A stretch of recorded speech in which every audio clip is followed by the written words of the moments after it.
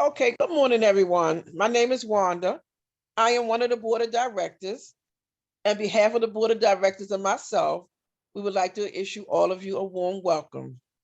And while you're getting settled, you can put what your name and anything about you in the comments. And Maria, it's you. I'm passing it to you. All right. Hi, everybody. I'm Maria Cortese Herring. I'm on the board of directors as well. I thank you all for coming on a Saturday morning. This is going to be super casual, hopefully not too stressful for anybody, but it's a good way for us to get to know your what's the word I'm looking for? Your interest in being on the board and what you might bring and get us all prepared. So we're going to run this fairly, it's not going to be too onerous. We have two prompts. Hi, Emily, I see you're there. So the way this is going to run, we're going to do two prompts that we have come up with to ask all of you. You will have 2 minutes to answer them. I will call you in order so that we have some sense of organization here. And then we'll open it up to anybody else that might have a question. And you don't have to answer those questions as candidates, but you can raise your hand. That's how this will work. To the people asking questions, you can throw them in the chat if you don't want to speak, but we're not a very large group. And so it might actually be better to just, if you have a question, pull yourself off mute and just go ahead and ask, and we can run it that way. And if we end a little early, then all the better for us to get to a beautiful Saturday. So again, I want to welcome all the candidates. I'm so excited to see all these people running. It's so exciting. And I will let you all introduce yourselves because we will start with our first prompt, which is an opening candidate statement. So you will all have 2 minutes. And I welcome you to introduce yourselves to us and begin with your statement. So we will start with Meeta. Hi, everybody. My name is Meeta Banerjee. I go by she, her, hers as my pronouns. I have a home in South Philly, just 3 blocks from the co-op. So it's really easy to get to, skip. I have 2 grown daughters and a dog named Rocky, who has also frequented the store before it opened. So I've been a member of the co-op since 2017 and actually was introduced to the co-op through my older daughter's friend who was a previous board member and is on in the audience right now. So from the beginning, this has been close to my heart. I've been a board member for the last 2 years and had the honor of being a vice president this past year. I'm extremely proud that this community-owned based store opened up in December of 2020 while I was on the board. The co-op embodies the principles of community engagement that I live my life, and as a new board member, I wanted to help out where I was needed. So I first started out as a co-outreach coordinator, organizing events and volunteering for Martin Luther King Day and just spreading the mission of the co-op in the community, getting as many members as we can. From there, I became vice president, where I participate in from stocking shelves, 2 a.m., the day the store opened in December 23rd, 2020. So that's a big day. To being in the finance committee, where I've had the opportunity to help with the storefront improvement grants and PPA, and currently I'm on the audit committee for the co-op. Most recently, on Thursday, I and a few other board members represented the co-op to listen and provide feedback to 5 groups of Tufts marketing, students association, students groups. And what they did was gave us their pitch for a marketing plan. It was really brilliant and cool. And would like to use some of those ideas to spread the mission of the co-op, which is near and dear to my heart. That's it. Thank you, Meeta. We'll move on to Brendan, sorry. Hi, everyone. My name is Brendan Duffy. My pronouns are he, him. Moved into South Philly this past fall.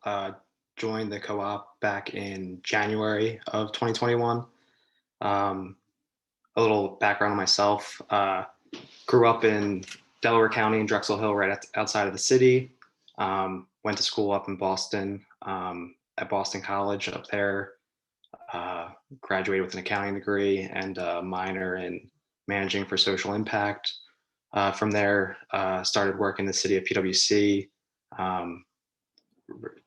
licensed as a CPA. In Pennsylvania, I've been working on audits for different commercial, products and services companies since 2019. Outside of work, some of my passions are helping out my parents at a farmer's market in Drexel Hill. They have their own CBD brand up there. So we've really been able to see the power of local production, local sustainability, and just kind of grown a passion for that. I think for me, what I love about the co-op is the community here, especially having moved into the city during the pandemic. Not a lot of opportunities to meet your neighbors. And I think this has been a great way for me, and hopefully into the future, to get to know my community better. I think I have a lot to offer the co-op, both professionally as a CPA doing audits. I think there's a lot that I can help out there as the co-op has become operational in terms of governance, transparency, finances. And then also just, with the background of, sustainable impact, local produce. I'm just excited, whether it's in this role or really any role, to be a part of this community. Thank you, Brendan. Thanks so much. We'll move on to Zaire. Hi, my name is Zaire Durant Young. My pronouns are he, him. I've been in Philadelphia for almost 14 years now, but I've been a resident of Passyunk Square for 8. I'm on one of those very, very small side streets. Eliza has seen my street. We have the, the mini trash truck and not the real snow plow when it snows. I love the welcoming nature actually of the co-op, and the co-op has been this unicorn for me. So I remember, I've heard about it for years that it was coming. And I was like, okay, well, when is it coming? I knew people who lived in South Philly before I did, and they were like, well, you got to join up. You got to join up. I'm like, yeah, but when is it? Where is it going to be? And then suddenly it just seemed like it was here. My wife and I kept tracking it, and it appeared. And to have a place that you go into that's incredibly welcoming every time you go, that opens up in the middle of a global pandemic, it's quite a feat to pull off. I love the fact that, and I'm going to end up saying community probably a lot today, but I do love the fact that it's something that's community driven. I think that's very South Philly as well. I always tell folks, if you live in South Philly, you don't necessarily love your neighbors, but you're going to know your neighbors, and they're going to know you, and you're going to see people around often. You may not know their names, but you'll know, oh, this is so-and-so who I always see at such and such a place, things of that nature. I love the fact that it's open to everyone, so that my wife and I are obviously members, but I like the fact you don't necessarily have to be a member. That you can come in and it's not like there's suddenly this button that you're wearing that's like, oh, this person gets special treatment or something of that nature. No, everyone is welcome. Everyone's welcome to come in and explore. You can kind of wander around. You don't have to worry about being on a time crunch. I like the fact that people who are shopping also kind of seem to have that same vibe too. So I love the fact that it's a welcoming environment. It's upbeat, it's bright. I love the diverse options that are there as far as what you're looking for, whether it's produce, whether it's baked goods, whether it's different kinds of ice cream that you want to try. I think that's great as well. And again, I just love things that involve local. I like the fact that it's welcoming to people from different neighborhoods as well. Thank you so much, Zaire. On cue from your comment, the trash truck is right outside my window right now. We will now move on to Chad. Good morning, everyone. Hi, I'm Chad Hooper. I use he, him pronouns. Currently, I'm the co-op board president in the end of my first term here on the board, hoping to enjoy a second one. I came to this project, so my prior experience, in the food co-op land, was helping boards lead through change. So in Montana and in Vermont, I helped co-ops there that were both large and successful convert into either multi-location formats or into a larger space. They were in a house and now got something the size of a conventional grocery store. What do we do? And what does this mean for governance? And so when I came to South Philly in 2016, the coolest spot of South Philly, by the way, 800 Fernon, highly recommend it. Keep an eye on Zillow. One of my neighbors was a member of the marketing committee and on the board of the co-op at the time. And she sort of started to bend my ear. Like Zaire said, you eventually know all of your neighbors, and here on Fernon, it's really tightly knit. So we got to talking about that and some of my experiences. And as she was rolling off the board, I think it just became clear that the co-op's board was in transition in 2018 when I joined as our 1,000th member owner, a fact about which I'm very proud about for no reason whatsoever, other than it's a round number. So when I came on as a member owner, and we were kind of talking through like some of the challenges of the store now entering the construction phase and going through a grand opening, and it was a very board-led project to that point, it just felt like a great time for me to express interest so I could help the co-op board see its way through this big transition from like doing the work to governing the work. And so I'm really proud of the work we were able to do last year and this year to develop our current governance structure, to put together all of our committees. I'm a founding member of the governance committee and of the audit committee. And so I'm excited to take us through like those kinds of things. Yeah, otherwise it's just been like a beautiful project. And I think that we fill a gap in the South Philly food ecosystem where we have a number of products that you can't find anywhere else. And I'm just really, really proud of the project we've been able to do and put together here today. Thank you, Chad. Let's move on to Eliza.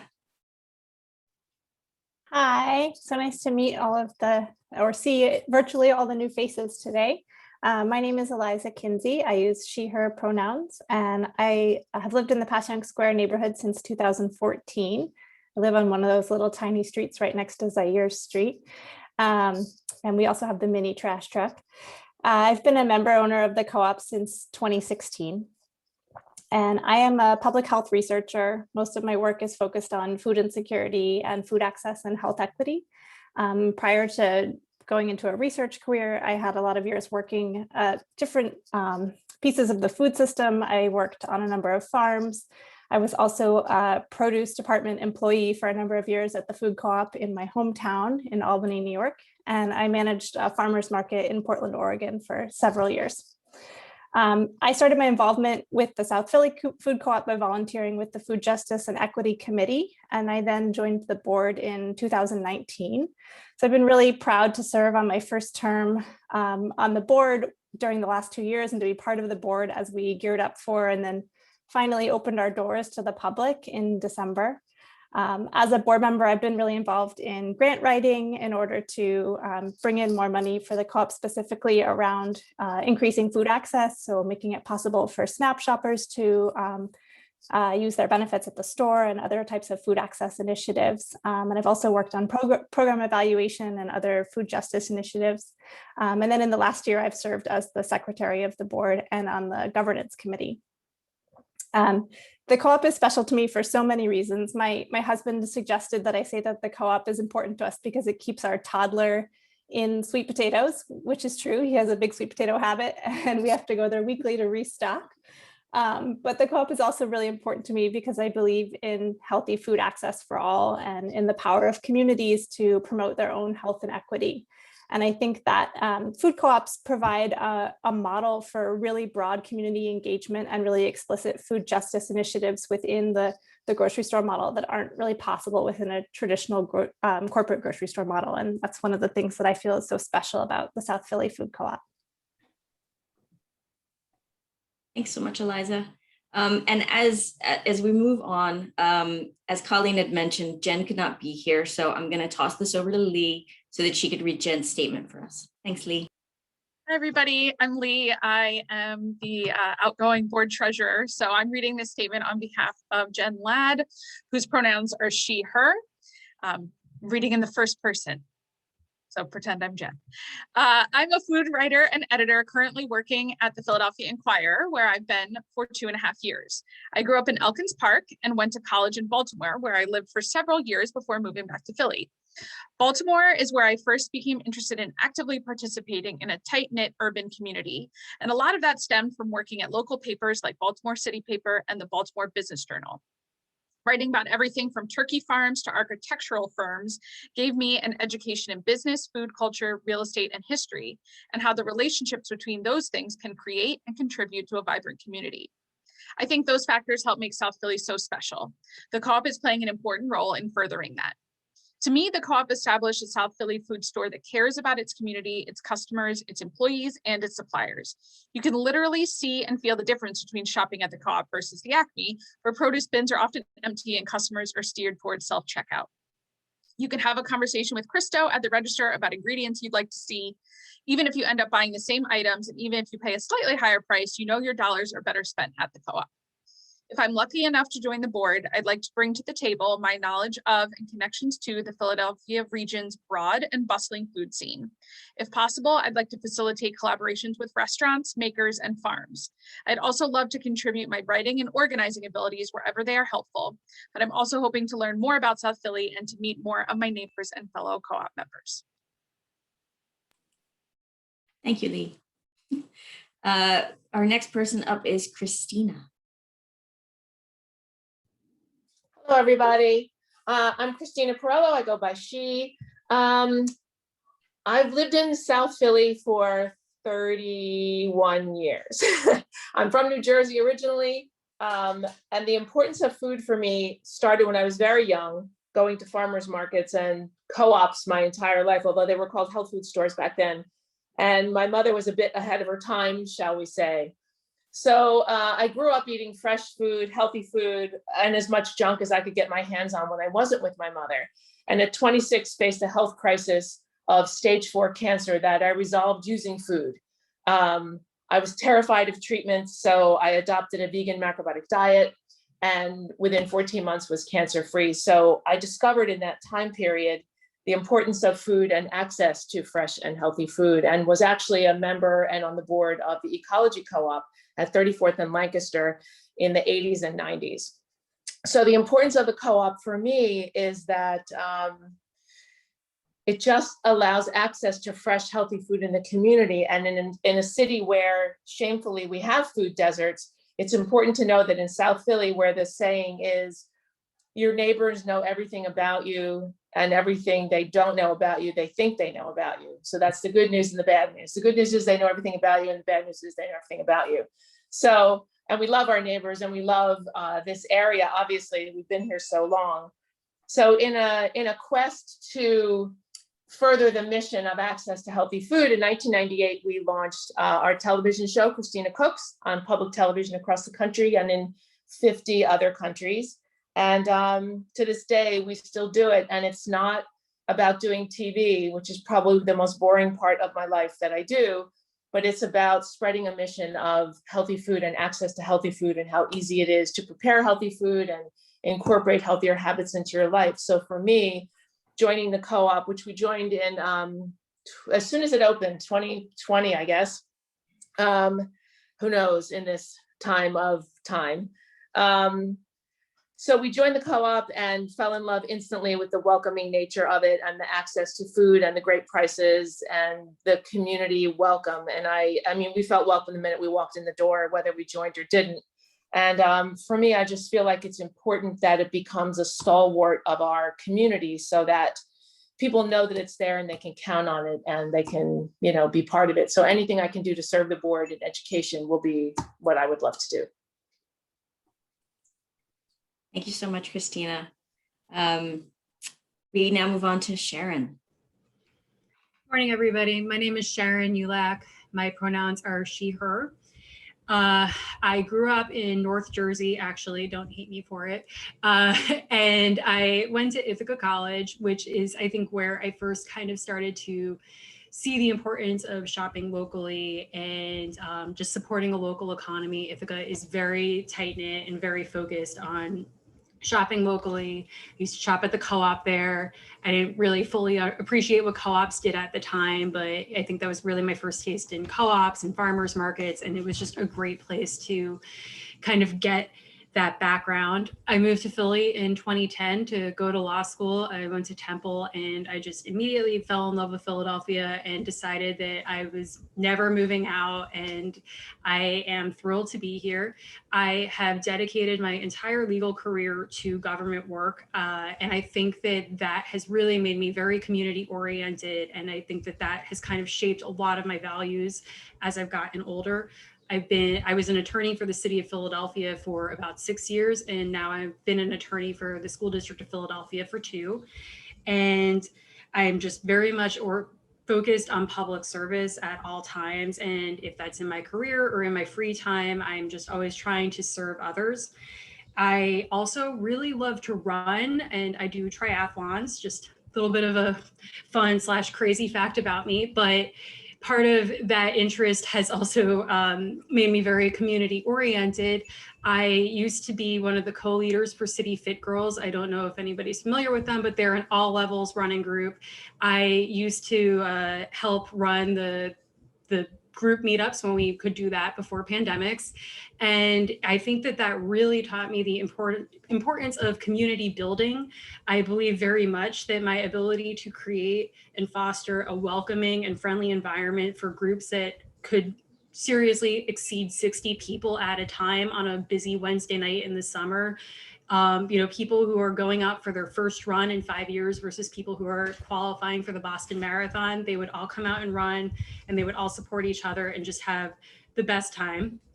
I also am a cat foster mom and a cat parent. And basically, I just love the South Philly Co-op because I feel like it's my ultimate investment in my local community. I've been a member since last year. I joined before it opened. And I love it because every time I go in there to shop, I feel like I'm coming home. I feel like it's just something that I feel very proud of and that I belong to. So thank you. Thank you so much, Sharon. And I'm so excited that we're ending this first round. We're going to finish up with Jeff, and I'm so excited by all of you candidates. This is really amazing. So please, Jeff, finish us off.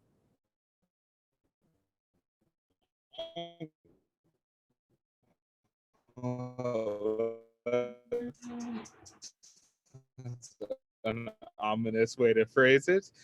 I'm kind of charmed by everybody's how long they've been and where. Is my internet working all right for everyone? I just want to. So. All right. You let me know if this goes haywire. But I moved to. My name is Jeff Waxman. I am one of those he/hims running around. I moved to Queen Village from Jackson Heights, Queens, shortly before the co-op opened, like very shortly. And generationally, I understand I'm coming into a decade of other people's hard work and communal planning, but it's also very much a beginning. And I know something about that work and how to ensure that the interests of many stakeholders are served by an institution. I was born and raised, because we're going down that road, or in and around Chicago. And the politics of food and access were really just academic to me for most of my life, because I grew up in the privilege of plenty, really. In college, I got my first taste of cooperative action, political and food related. But as with anybody, I think my resume after college can kind of tell a few different stories. And in one of them, I've had almost 15 years of experience working in the book industry. But in the other, I've almost never worked one job at a time. I always move between food, labor, and books, sometimes in the span of a week. I'd go from like a European consular party in New York to working the grill in a Brooklyn deli.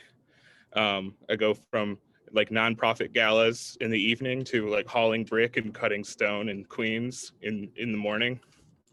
And some of it was the necessity of paying rent, but some of it was the privilege of being able to make choices about what I wanted to do.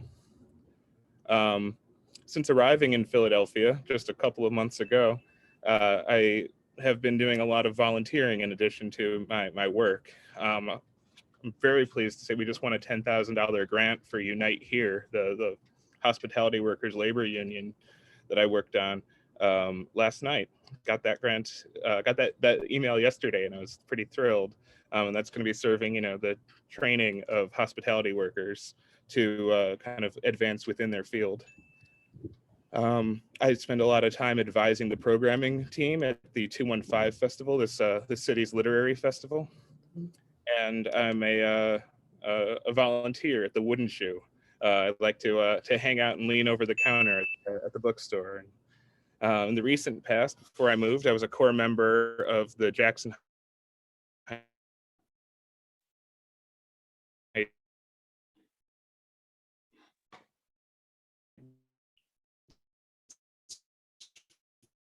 Farm Spot CSA, a books collective, and something called the Bookstore at the End, around books to read for vulnerable popcorn. I found myself really concerned with waste. I was briefly a garbage man and ended up becoming a master composter through the Queens Botanical Garden. All of which to say, what I'm bringing to the table is a bit of a wild card. And all my work, I'm interested in people's stories and the variety of experiences. Reading, customer service work, living right now, it's all an exercise in empathy. And what I want to bring to this institution, this new institution, is the ability to negotiate the best outcome for everyone every day, and to build consensus and serve many food interests at once.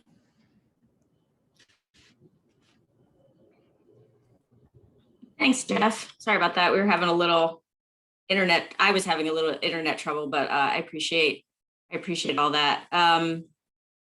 That ends up our first round. I want to thank all the candidates for that. We're going to move into the second prompt, which is, and we will go in reverse order here, but again, I'll call you all. The second prompt is, which of the international cooperative principles most resonates with you and why? And we'll start with Jeff.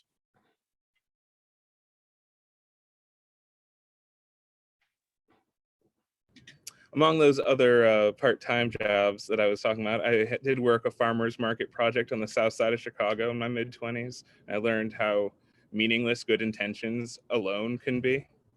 I spent 7 years working in a cooperative bookstore that's 50 years old, so I know a lot about the changing market realities and how that can change an institution in itself.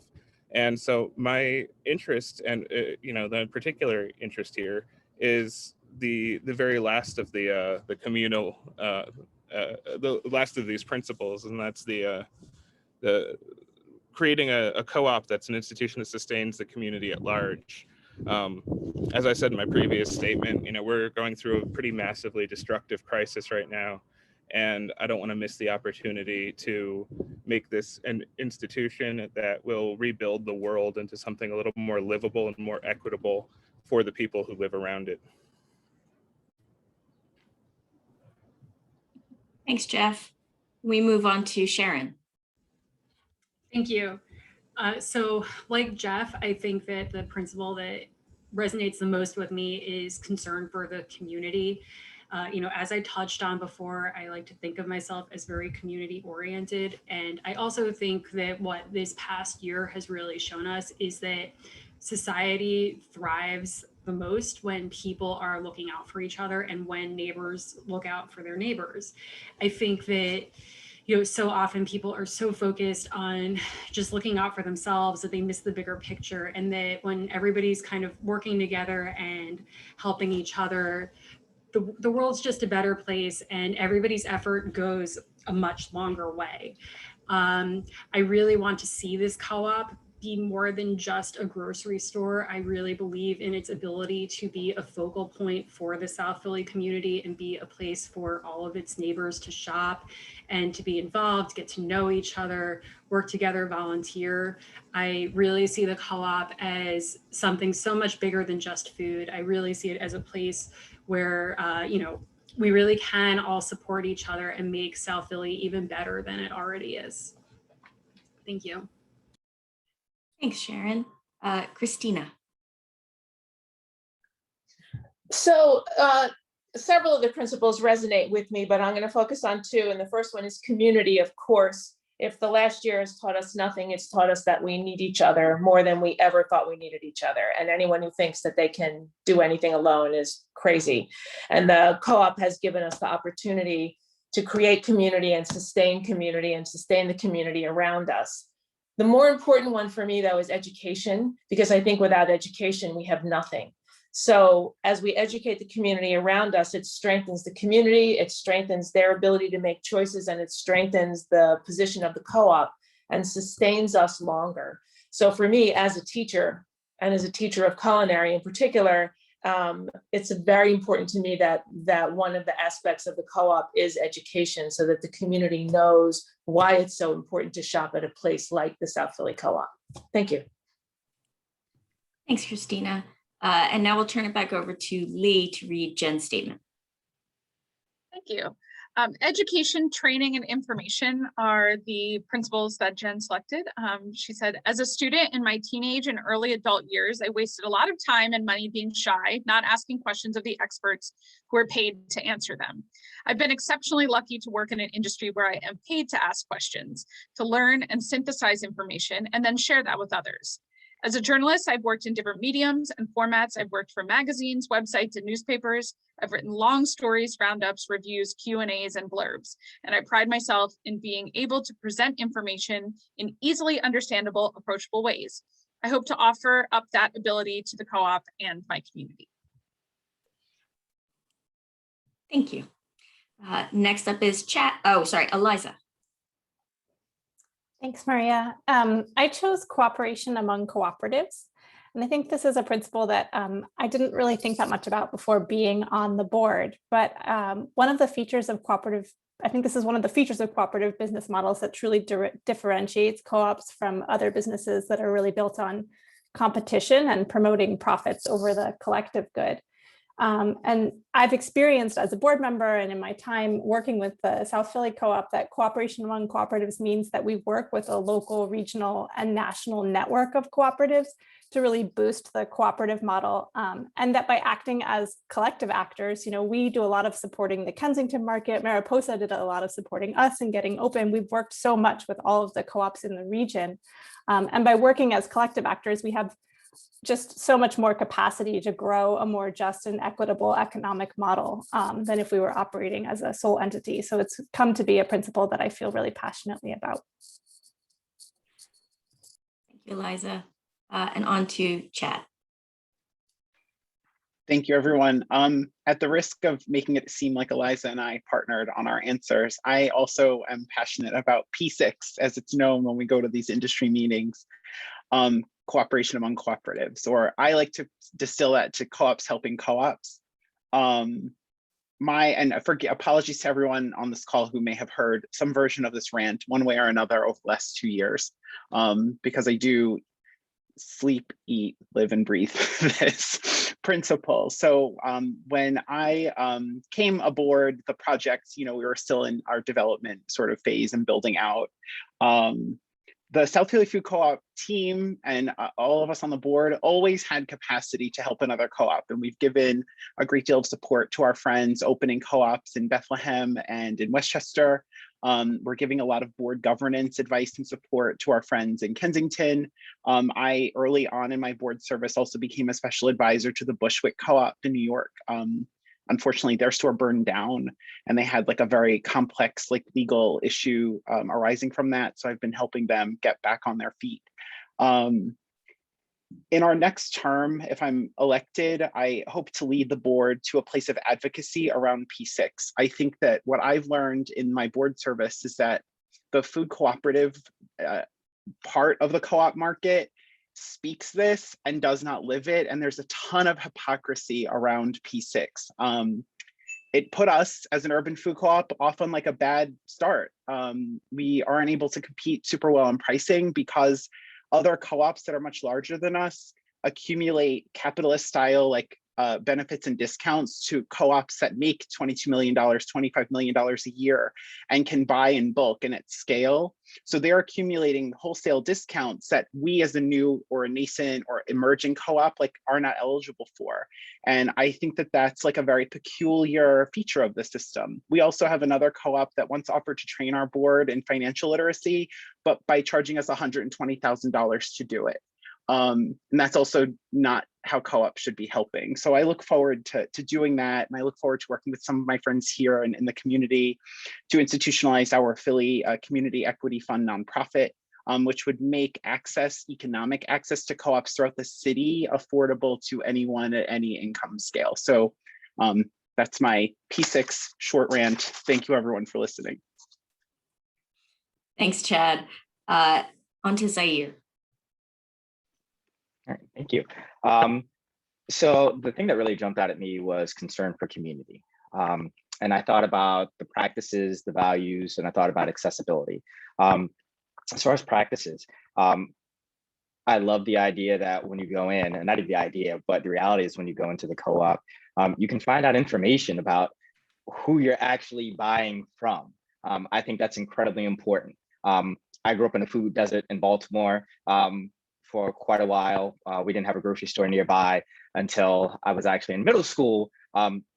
So being able to actually see that, oh, this is coming from this farm or this is coming from this supplier, I think is incredibly important because it puts faces also behind the products that we're purchasing.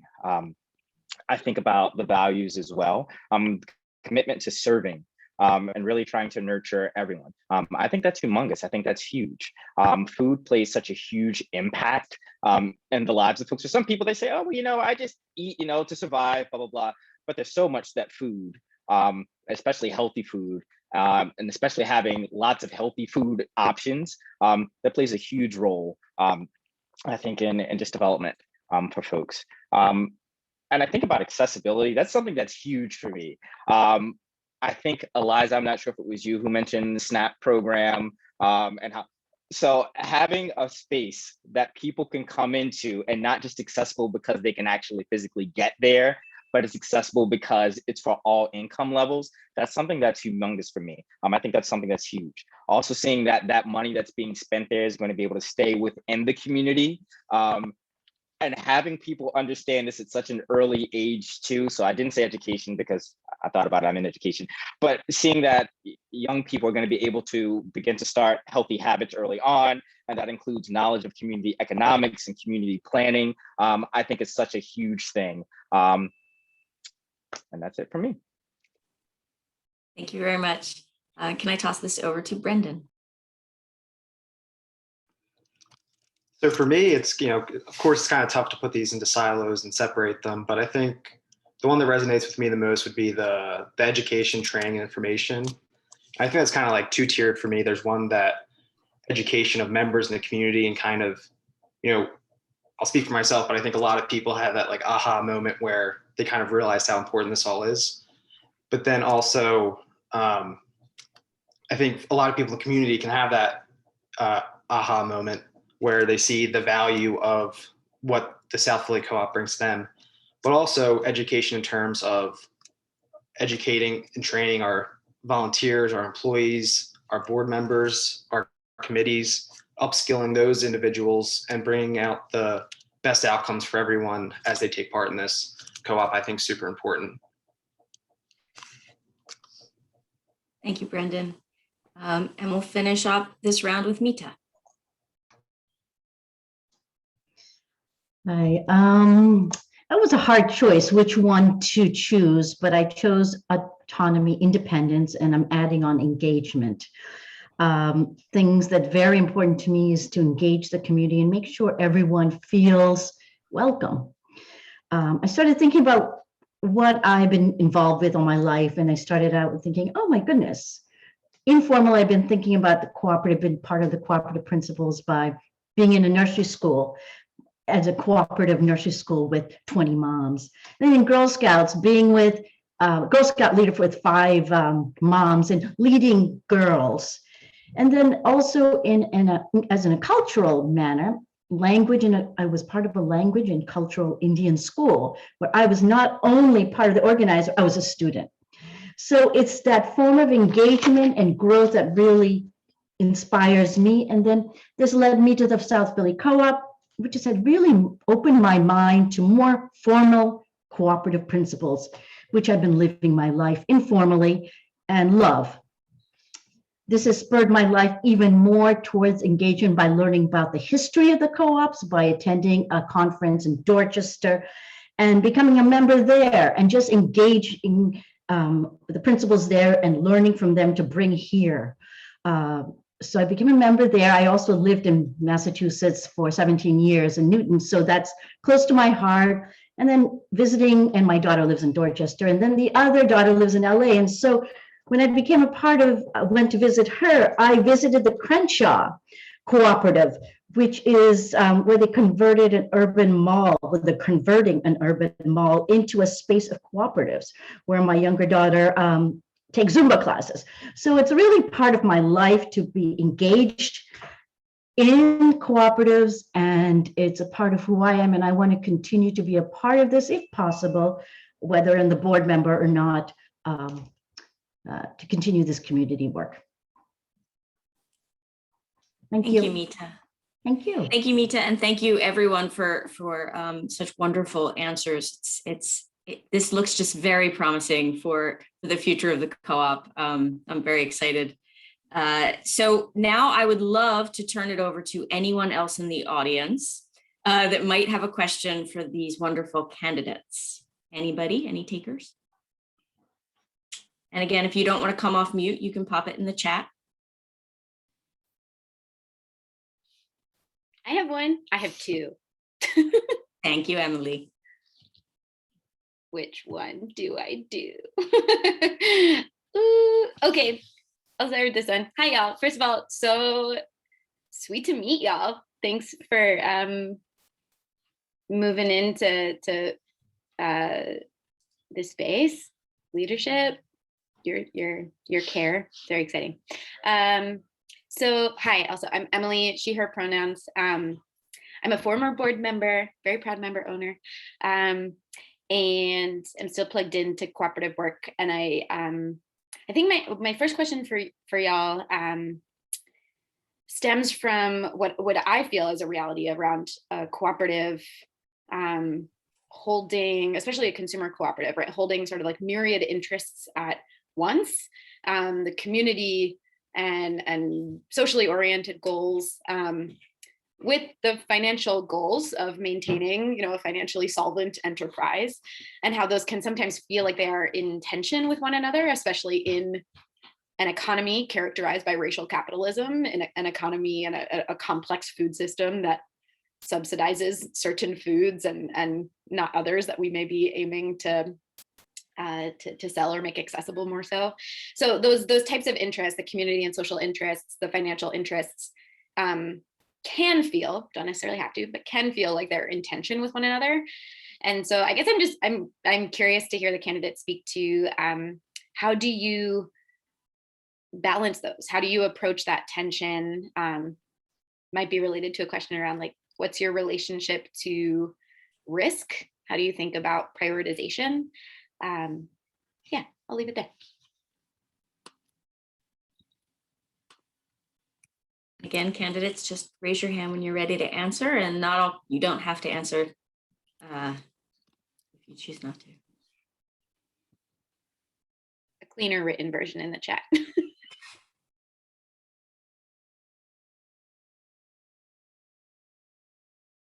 Oh, I'm sorry, Brendan, please. I don't know if that's the right emoji. Okay. No, yeah, I think risk management is super important, and it's definitely at odds when you're at a co-op. These different stakeholders want different outcomes, and I think you need to take a full, in accounting, like called scorecard, and I think you have to take the value that's being derived from all of the employees, the owners, the community, and you have to weigh them against each other. And I think there's definitely different ways you can do that, and different companies are doing that. You're seeing now ESG reporting is becoming huge. Different companies are weighing these different outcomes besides just financial outcomes on their operations. I think that's a great way to kind of balance that risk, is creating these different metrics that you need to, compare against besides just the bottom line. And I think, the makeup of the board is important too, to get, all these different people like we see today with great different backgrounds coming together and keeping it all in check. Thank you, Brendan. We'll move on to Chad. Thank you, Maria. And thank you, Emily, for this question. I personally, I haven't felt that this is necessarily intention if we behave with intention. Does that make sense?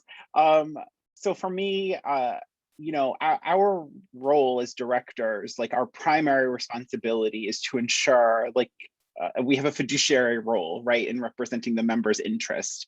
We are a body of owners. And at the end of the day, we will have failed in our mission if our store is not like financially sound or at least sustainable, right? In that way, to keep the co-op a going concern. And so I think that that being said, though, we are still a nonprofit corporation. And so there's nothing that requires us to convert those profits into additional equities or investments or things like that for the co-op. I think that we're responsible first to think about how we directly impact the community. I think that first is through investments in wages. I think that we first need to be able to talk about like holding these sort of social values inside of our house. And I think about that first. I'm most self-conscious about how we pay our employees and the benefits they receive and how we compensate our general manager. That's my like number one. And then immediately after that is pricing and getting WIC eligible products into the store. And I thank you, Emily, for like holding up like that, the issue that we have like over this like subsidized food products and things like that, because that's where I think we are absolutely like have to hit next. After that, like on education and community outreach and those sorts of programs that like very mature co-ops offer in a robust way, that does feel like in that order for me. It does feel third, and it's not because community education isn't important. It's just because as a startup that has a ton of debt, we owe, it costs more than $1 million to open our store. I want us to first be able to take care of the people, like I said, in our house, at our table. And that's sort of like how I've been like viewing or like scoping this work or staggering it, staging it to get us to the finish line. And I hope that in a couple of years, like once we, get going and can retire some debt and feel more free, that'll give us like additional opportunities to like plug in and support and grow this work. Thanks, Chad. Next to raise their hand was Christina. I kind of feel like all of the tension that we're talking about is created if we try to fit our co-op model into the typical capitalist model that has defined our culture to this point. And I think that if we rise above all of that by educating the community around us, bringing people in to support us, taking care of the people that work for us in the true spirit of co-ops, that tension doesn't arise. And certainly there's politics around food, but most of that's in big manufactured brands, not so much local farmers and local producers. And if we can place our focus on local sustainable foods and serving the community around us, that I don't think that those issues will be something that plague us at all. Thanks. Thanks, Christina. Next up, Zaire. Hey, Emily, that's a good question. It's a great question, actually. I think for me, transparency, like in so many things, whether that's being transparent about what are the goals, whether that's being transparent about the finances, whether that's being transparent about, this is why we're working with these particular, farms, these particular, companies, organizations. I think transparency is a huge thing. And then being really honest and your commitment to giving people an actual voice to speak up. Because there are plenty of organizations that say, nope, all you have to do is speak up and, you'll be heard and blah, blah, blah. But if you're not really honest in that, if you really aren't making that a commitment to make sure that if people have differing ideas, or, seeing if, certain values align, or, people don't feel free to be able to share those things, then it's kind of pointless. So making sure that people aren't spoken over, making sure that people are heard. And yeah, honesty and transparency. I think that's huge. Thanks so much, Zaire. We'll then go to Jeff. I feel like in the span of an hour, I've gone from proffering myself as a potential candidate to really thinking about all of you as really ideal candidates. it's kind of astounding. But I'd also like to note that there's very few people here who aren't, candidates or former board members. And I think the real risk here is that we're all kind of inundated with the ideas of capitalism here. So when we talk about the goals of maintaining a financial solvent enterprise as being the primary goal, what are we protecting and for how long and for whom? When I talk to folks in the neighborhood, most of them say, oh, I don't shop at the co-op, it's too expensive. And so like that really does feel like the first thing. The first thing is to serve. And if the institution can't survive, the service, it's not working. We need something different then.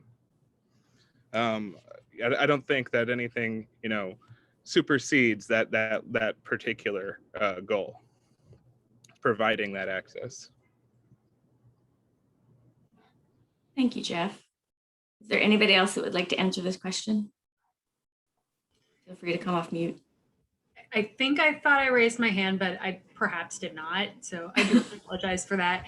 And I almost regret even just jumping in now because everybody's answers have been so great and thoughtful. And I'm just frankly overwhelmed by how wonderful all of you are. I don't even know how I can follow any of that, but I will try, I guess. And all I would just add is that I think that even though these are two priorities that can feel like they are in tension with each other, I also think that when you prioritize both, I think that there are things that can work together. I think that when you remind people that the co-op is an investment and it's a socially responsible investment, I think that helps. I look at myself as somebody who has the ability to have, purchased a membership when the pandemic was in full force. And in part, I did it because at that time, all I could think to myself was, God, I will be really devastated if COVID is the reason why this co-op can't open after all of these years. I just want to add, I moved here in South Philly in 2019. And I did not know that the co-op was in formation. And I think I just started Googling around because I decided, hey, I want to join a co-op, saw about it, saw that this was up there. And I figured, there's no better time to join than right now when, we kind of need this now more than ever. I just think that, treating the co-op as a socially responsible investment, shopping there because, yeah, maybe something costs $1 more, but that your dollar does go farther. I think Zaire said that earlier. I think that those are all things to remember and remind people. And I think that's how you balance those two priorities. Thank you. Thank you, Sharon. I thought I saw your hand like flash and then disappear, and I wasn't sure if, so thank you for jumping in. Are there any other questions from our member owners? And Emily, if you want to ask too, that's fine.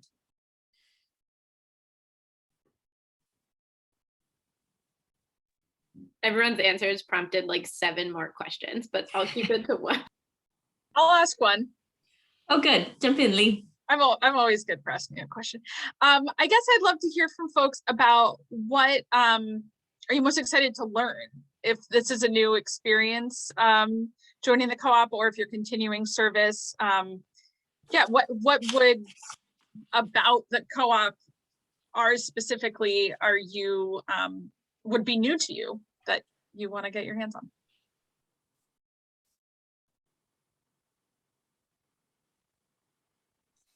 Okay, we'll start with Chad and then we'll go to Eliza.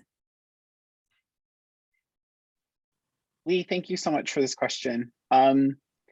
So I'm on the board, so it's not necessarily about learning something new in my role, but when I think about like the next board term and where I think like where I'm not going to say like self-conscious, but like very aware of a failure in my own leadership, is in, we worked really hard to strengthen our governing practice as a board and to let the store lead itself the way that we ought to empower the store and our staff.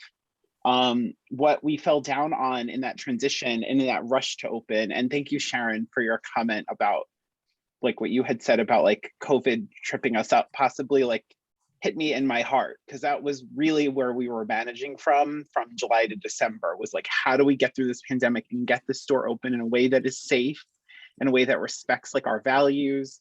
How do we do that? And so we were so in the business, you know, of like just racing to do that. Mita staying up like 24 hours to like stock the shelves. I came in to like do all the price tags. We lost our connection to our owners as a board. And that for me is something where we really need to come back and revisit. I, as someone who came to this project in 2018 and joined the board in 2019, did not have a decade of relationships with owners. I think about like our former director, Emily, who's on this call today.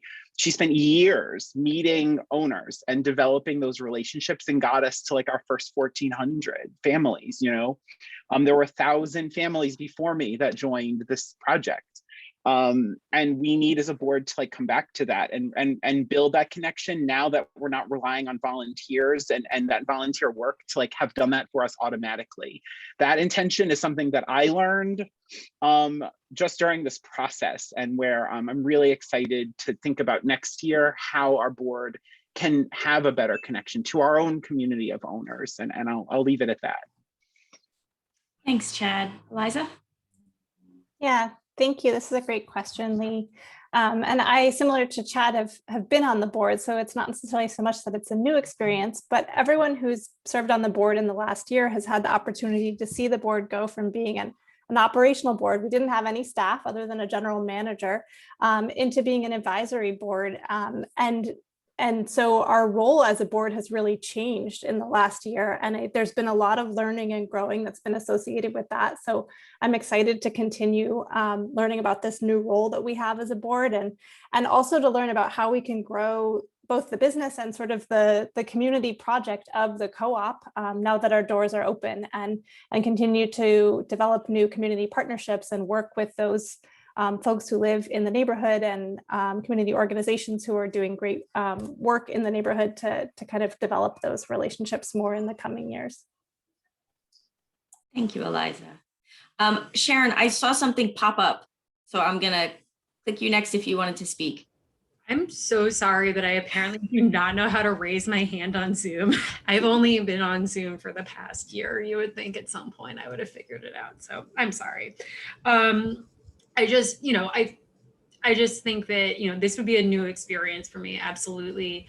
But I am very excited to, just learn more about the business side of a co-op, because I am interested in learning more about how you balance the social responsibility with the, being financially solvent. So yeah, that's it. Thank you. Thank you. And now to Christina. I've never served on the board of a co-op, so that would be exciting. But for me, more than new, it's to find yet another way to be of service to my neighborhood, to my community, to my city. We were raised in a family where if you weren't of service, it wasn't worth getting out of bed. So this is yet another way for me, should I be lucky enough to get on the board, to be of service to my neighborhood and community. Thanks. And Mita. I've been on the board for 2 years, but something that I think we need to work towards is getting more people in the community involved. People, the BIPOC people, the people of different cultures and ethnicities, and bringing different kinds of foods into the store that is good for the community. That is something that I want to learn and thrive to do. Thank you, Mita. Brendan?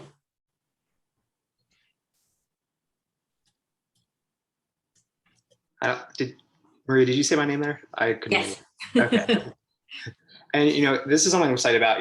It will happen if I'm lucky enough to be elected to the board, but I think still otherwise, kind of learn more about the community, get more involved in the community.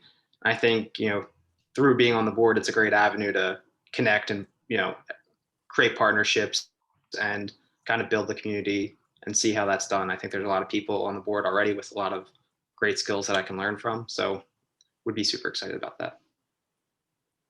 Great. Thank you, Brendan. So it is 11:34. I have learned so much from all of you. I am so excited by the next board that's going to come on. I feel just great things coming to this co-op, and I'm so excited to work with all of you. I second Chad. Like, I just want you all to jump on board. I think we'd have a blast, and it would be wonderful. We can certainly stop here. This is going to be great for our membership to see. But again, if how many votes we have?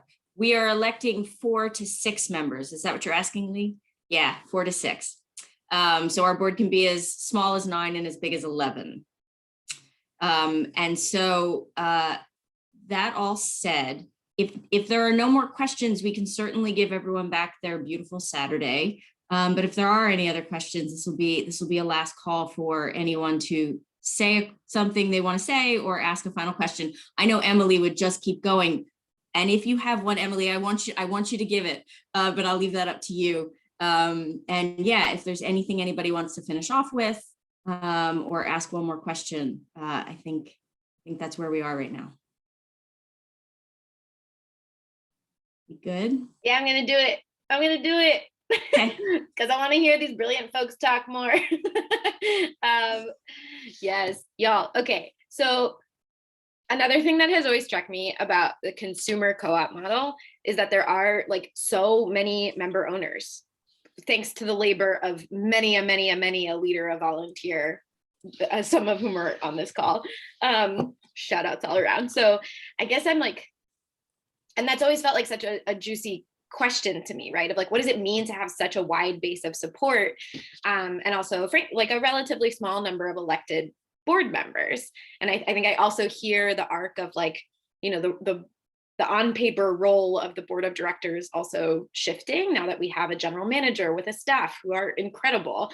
So I guess like with all of that, you know, the arc of what's changed and with the still existing and ever growing base of people that have some level of investment, monetary or just like interest. I guess I want to ask like, what is your, for the candidates, what is your vision for member owner engagement, right? How do we get there? And also, I guess, how does it feel, like truly feel emotionally to potentially step into representing the interests of over 1,500 households? Right? Like, what experiences do you have in holding multiple and maybe different perspectives?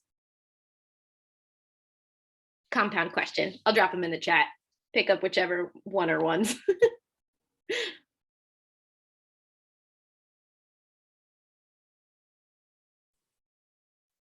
We'll start with Jeff. Hold on. Without presuming to know what all of those interests are, I can imagine that there's probably about in terms of what they're looking for. One of the roles that I've enjoyed most, I was the partnerships director for a nonprofit, and bringing a variety of people together and finding out exactly what makes each of them tick. Granted, it was never 2,000 people at once, but I particularly enjoy that. You know, there's a certain degree of empathy that needs to work in here. And so coming with your own interests is fine. That's kind of what this discussion has been about so far, is what we hope to bring to this. But as I said before, what I hope to bring is, you know, a certain kind of empathy to this, so that I know what other people need, because that's kind of primarily what my interest is providing for other people, because I have what I need. Thank you so much, Jeff. We'll go to Zaire.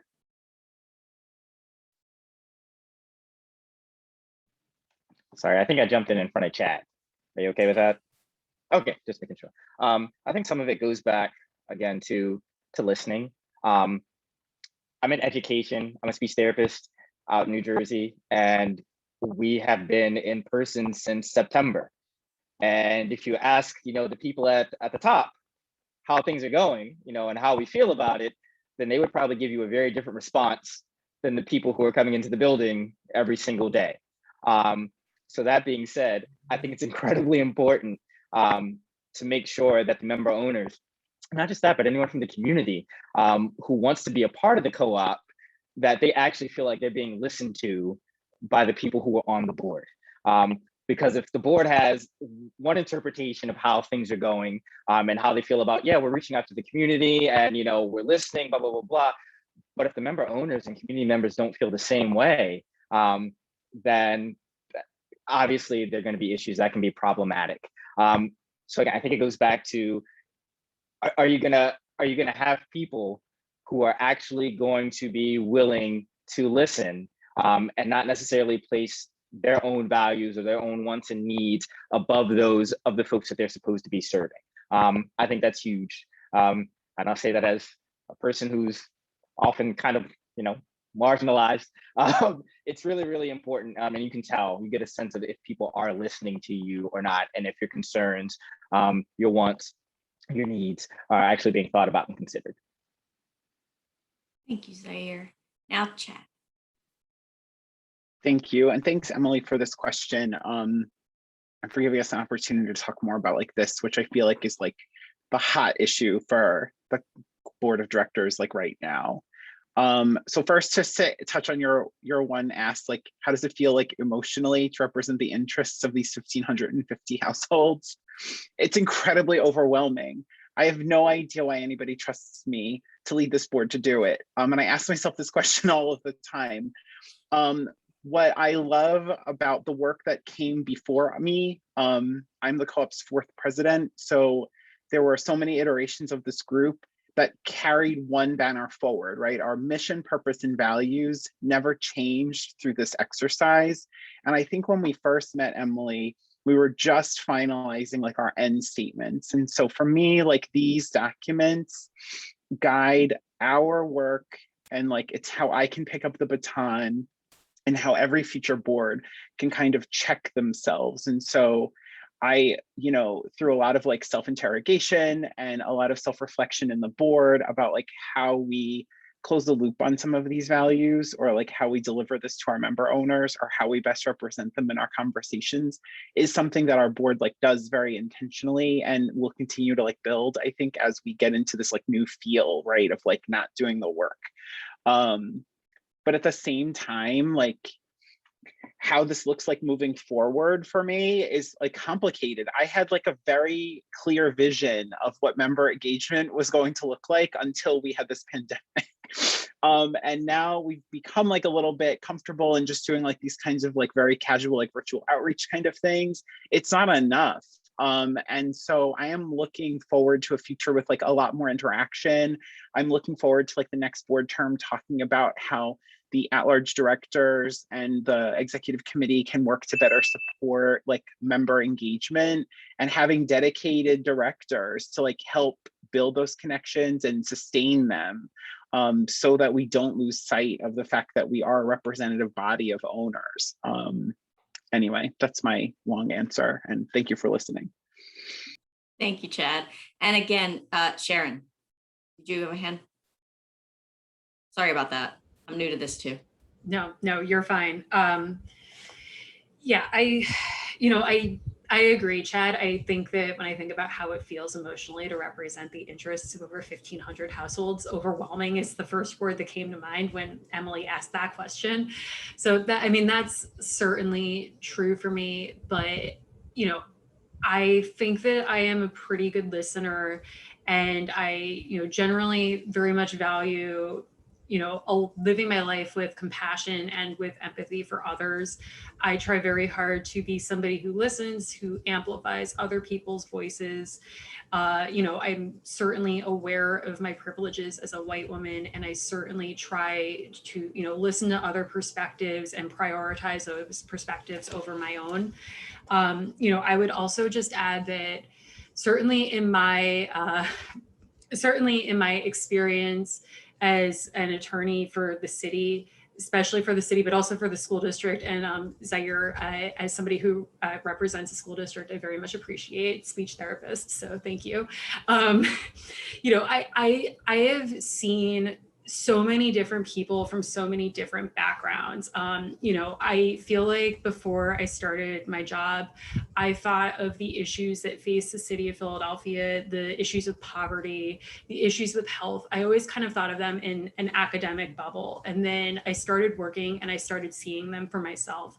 I have seen people who are just experiencing some of the most intensely difficult situations in their lives. And, you know, there have been times when, you know, because of the nature of my job, I might be set up to be adverse to them, but I have always approached my work from the perspective of I'm going to listen to them and I'm going to treat them like a person and understand that they are coming from, you know, their own experience. And, you know, I really do try to treat everybody with respect through my job. And I think that experience has really allowed me to see just, you know, a variety of perspectives, especially in the city. And I think it's taught me how to represent the interests of people in the city even better. So, you know, I feel like that those experiences have made me a good candidate for being on the board. And, you know, just finally to quickly wrap up, in terms of member owner engagement, I also, you know, I think that more events would be great. I think we're kind of still in a tough pattern there, but I did enjoy it. I did the virtual cooking event and that was great. And I think that we could do maybe some more stuff like that. So thank you. All right.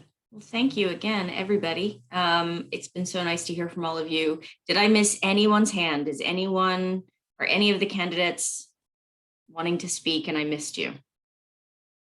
No? Good. Sorry, the hand raising when they all come up, yeah, I'm old. Anyway, thank you all so much. If there are no other questions, I'm happy to wrap this up. And again, I'm really excited for this election. This is going to be a lot of fun. And to that, I want to just talk about quickly our next steps, which is, remember, our general membership meeting is May 26th from 6 to 8:30. The voting for this election will open electronically on May 12th. It will run till 8:30 p.m. on the night of the general membership meeting. And we'll make an announcement to the next fantastic, wonderful board the following day. So we're looking forward to all of that. And if you have any questions, feel free to email the governance. Colleen and I both sit on the governance committee and we're happy to answer any questions you might have between now and the election. And we thank you all for your candidacy. We thank all the member owners for coming today and asking questions. And we wish you all a wonderful Saturday. Thank you so much.